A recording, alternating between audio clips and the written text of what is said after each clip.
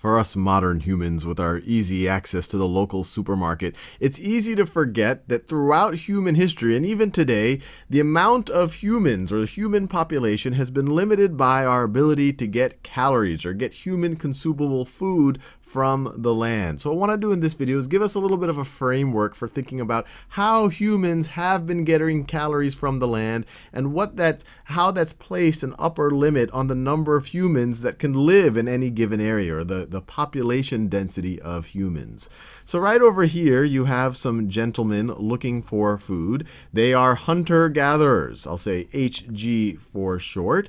And the H part, the hunter part, they might actually find some animals. I think these guys right over here are trying to trap some rabbits. And the gathering part, they're just literally looking for food. Maybe they find fruit of some sort, or some nuts, or maybe some roots that are edible by humans. So literally they just walk around, either try to kill things or find things that they can consume. So I'll call this right over here stage one. And actually, let me write over here. So this is hunter-gatherers, and this is what most humans have done through most of human history. And just to give us a little bit of a framework for maybe how much they could get from the land, and I looked at some of our best sense of studying hunter-gatherer populations.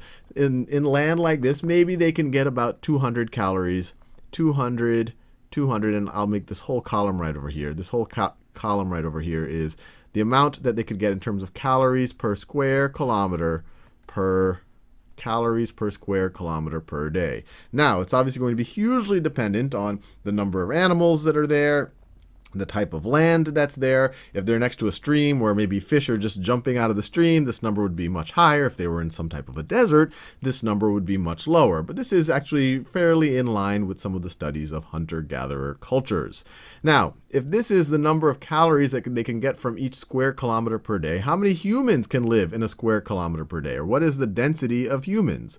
Well, to figure that out, we have to know on average how many calories does a human need to survive. And for the sake of this video, I'm going to make the assumption that a human being needs 2,000 calories per day to survive in a non-malnourished state. And obviously, it's hugely dependent on how active this person is or how large they are. And one other note, this whole video I'm going to be using calories with a capital C.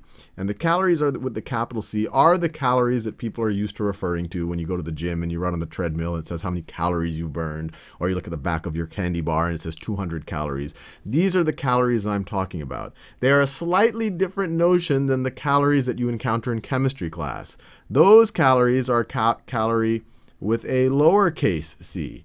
And just so that you can be optimally confused, it turns out that one calorie with an uppercase c is equal to 1,000 calories with a lowercase c. 1,000 calories. And the lowercase c calories is the amount of energy needed to heat 1 gram of water 1 degrees Celsius. And so this is what you see in your chemistry class, but this is not what we're going to be talking about in this video. We're talking about the capital C, the calories that dietitians are always talking about. So with this assumption that the average human needs 2,000 calories a day to not get malnourished, and obviously men would need more, women would need less, children would need even less, but with this assumption, what is the density of humans that could be supported by this culture right over here? Well, 200 calories is 1/10 of the average daily human requirement, if you believe this assumption. So the population density, so the density in, let me write it, humans per square kilometer, you can only support 1/10 of a human with this calorie output. So you can only support 1/10 of a human per square kilometer. So one human would actually need 10 square kilometers of hunter-gathering, to hunt from and gather from in order to support just themselves. They would need maybe 30 or 40 square kilometers to support an entire family so that they could wander around and kill the animals and find whatever they need to find on that land. Now let's go to you can view it as maybe the next stage, although it's not always the case that herding is going to be more productive than hunter-gatherers, especially in the case where the fish are jumping out of the water. But let's go to this scenario right over here. So this is, we can call this a pastoral lifestyle. So this is 2, I'll call it pastoral.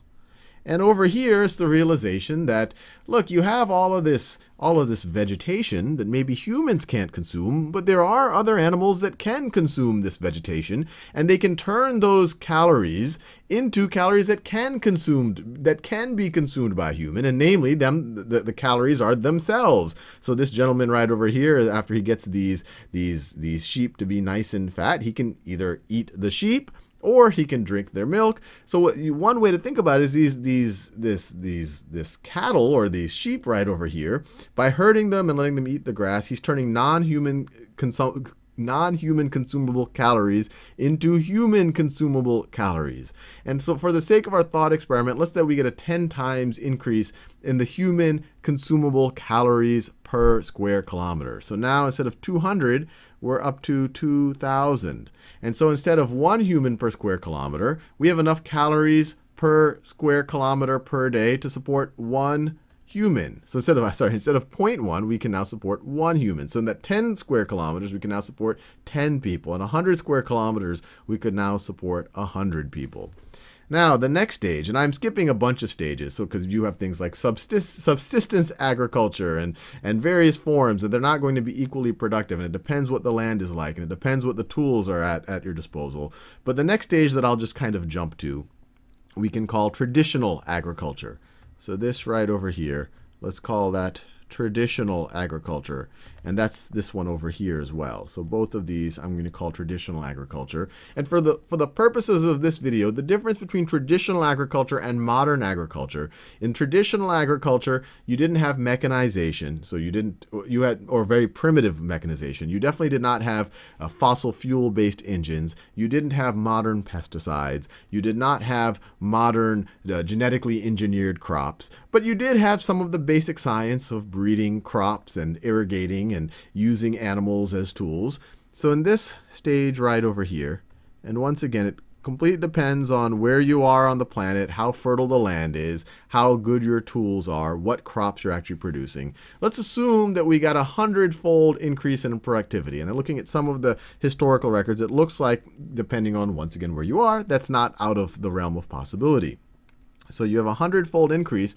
So instead of 2,000 calories per square kilometer per day, you can get 200,000 calories per square kilometer per day. And now you could support 100 humans per square kilometer if you wanted to.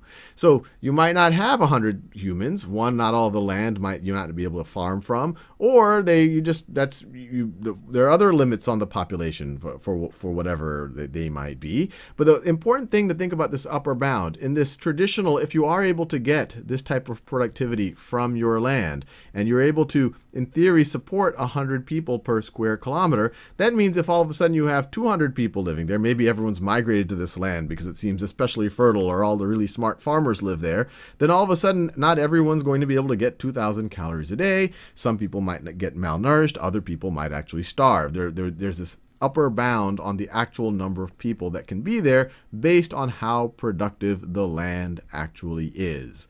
And now let's move over to modern agriculture. And we've already talked a little bit about what exactly is modern agriculture. You have machines like this combine over here that does a lot of the human labor. One human and I'll talk about the different dimensions, because there's actually 2 dimensions here. How much calories can you get from the land, and how much energy can one human, how much labor can one human input into the land using tools at their disposal. So in this case, cattle, these ox pulling this plow, or in this case, this combine that's fueled by fossil fuels.